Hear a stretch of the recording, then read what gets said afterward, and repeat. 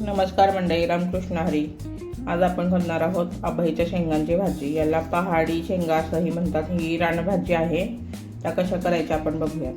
त्यासाठी मी 2-3 कांदे घेतलेले आहेत, खोबरं घेतलेलं आहे, लसूण घ्यायचं आहे, कोथिंबीर, आलं आणि तीळ घ्यायचे 2 चमचे. हे सगळं चिरून भाजून घेणार आहे मी. या शेंगांचे असे तुकडे करून घ्यायचे आणि ह्या कडेच्या शिरा असतात ह्याला त्या आपल्याला काढून टाकायच्या दोन्ही बाजूच्या.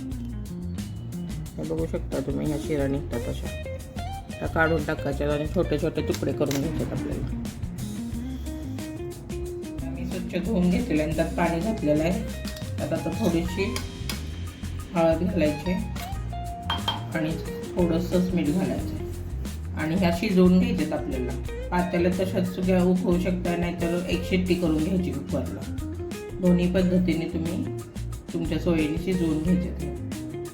या शेंगा आपण अशाच पात्याला शिजवून घेऊ शकतो, नाहीतर कुकरला एक शिट्टी करून शिजवून घेतलेलं आहे. आता हे भाजून घ्यायचं आहे.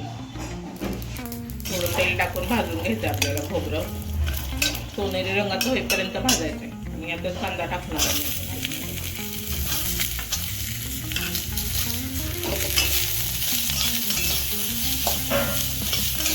हे सोनेरी रंगाचं होईपर्यंत भाजून घ्यायचं आपल्याला. मी भाजून घेतलेलं आहे. आधी आपल्याला ते बारीक करून घ्यायचे, मग हे सगळे जिन्नस वाटून घ्यायचे. कढई तापायला ठेवलेली आहे आणि हे थोडंसं पाणी घालून मी वाटण करून घेतलेलं आहे. तेल टाकायचं तुम्हाला जेवढं लागतं तेवढं. मी 1/2 किलो शेंगा घेतलेल्या त्या अभयच्या. तेल तापलं की आपल्याला त्याच्यामध्ये जिरे मोहरीची फोडणी द्यायची.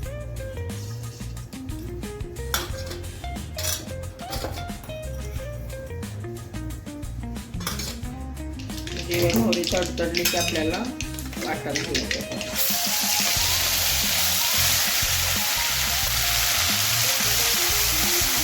परतून घ्यायचं आपल्याला. आधी भाजलेल्या त्यामध्ये जास्त भाजलं नाही तरी चालेल. मसाले टाकायचे आपल्याला. हे बेडगीचं लाल तिखट टाकलेलं आहे मी थोडं. 1 चमचा मटण मसाला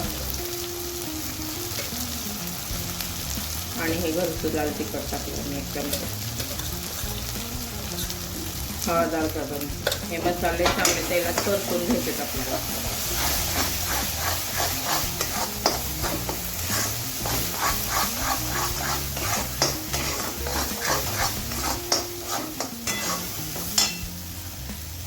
पाण्यामध्ये शेंगा शिजवलं होतं ते पाणी सुद्धा टाकायचं. फेकून द्यायचं नाही ते पाणी. तसंच भाजीला वापरायचं आपल्याला.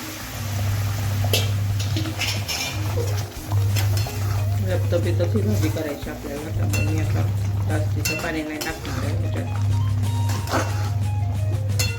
हे चांगलं 5 ते 10 मिनिटात ह्या शेंगांमध्ये उकळून घ्यायचं आपल्याला, म्हणजे सगळे मसाले त्या शेंगांमध्ये उतरतील. छान लागते ही भाजी, नक्की ट्राय करून बघा. याच्यामध्ये चवीपुरतं थोडं मीठ टाकायचं. आपण शेंगा शिजताना पण मीठ टाकलेलं, त्यामुळे थोडं मीठ टाकायचं आहे. झाकण ठेवून आता 5 ते 10 मिनिटं ठेवायचं. ही भाजी आपली तयार आहे. छान लागते, नक्की ट्राय करून बघा. व्हिडिओ आवडले असल्यास नक्की लाईक आणि सबस्क्राईब करायला विसरू नका.